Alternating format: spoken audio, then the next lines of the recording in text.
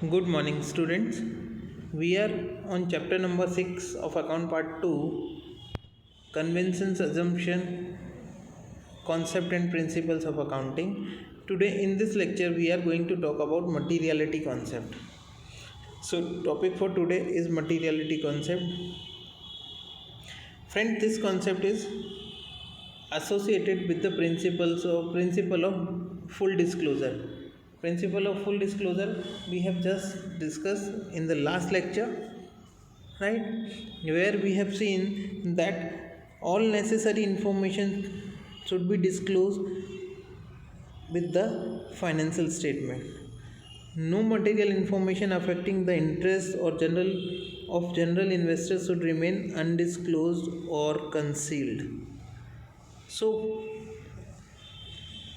this concept materiality is associated with that only, with the full disclosure concept. In full disclosure principle, all material information should be disclosed in the financial statement. Materiality depends on the relevance and reliability of information. Information will be considered material only when the same is relevant and significant. According to this concept, any information would be shown in details in financial statement only when the same is useful to the users of such information. While materiality principle implies that material information should be disclosed, it may also imply that immaterial information may not be disclosed. So material information should be disclosed, that means immaterial information should not be disclosed. For example, when a small tools like small hammers, nails, screwdrivers, etc. are used, there is no need to maintain separate accounts for each such items. Only one account of loose tools would serve the purpose.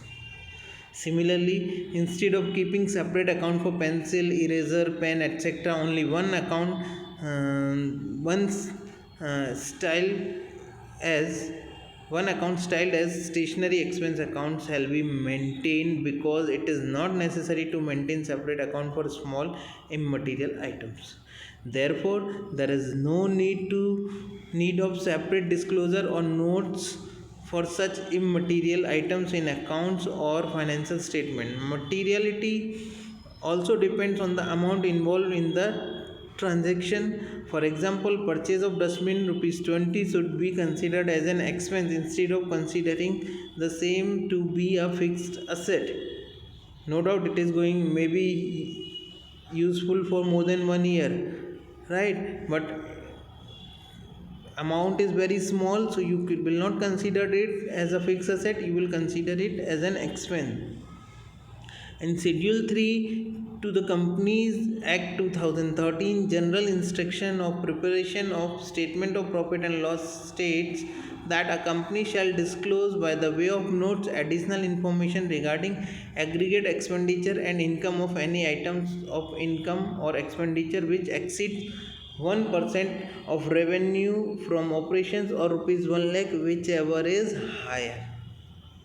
Okay, so simply materiality concept says if any information is immaterial, that should not be disclosed. It is not possible to give a definite rule for determining materiality in each case. It depends upon the quantum of amount, relevance or importance of transaction or information in the business. In terms of materiality concept, an accountant need not attempt to record events or significant that the work of recording items is not justified by the usefulness of the result. Whether an event or information or transaction is material or not depends upon the judgment and common sense of the accountant. Let us take some illustration to understand this. Following are some illustrations based on this concept. Instead of charging expenses of only partly used, not paid full cost of not paid is charged as expense to profit and loss account even if the part thereof is still unused. Conceptually, a writing pad is an asset of the entity. Every time the page from such pad is used, part of the pad is used up, and to the extent the same remains unused, it is an asset.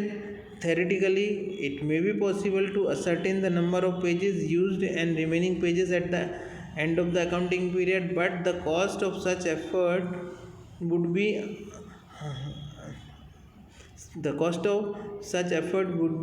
unwarranted, and no accountant would usually attempt to do so. Instead, usually the cost of such writing pad are written off as an expense either when the same is purchased or when the same is issued for use. Okay, another one.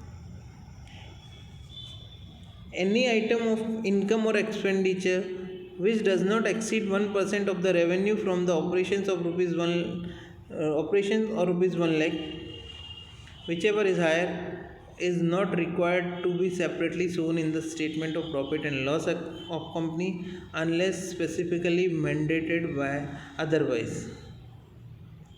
Next, an accounting year.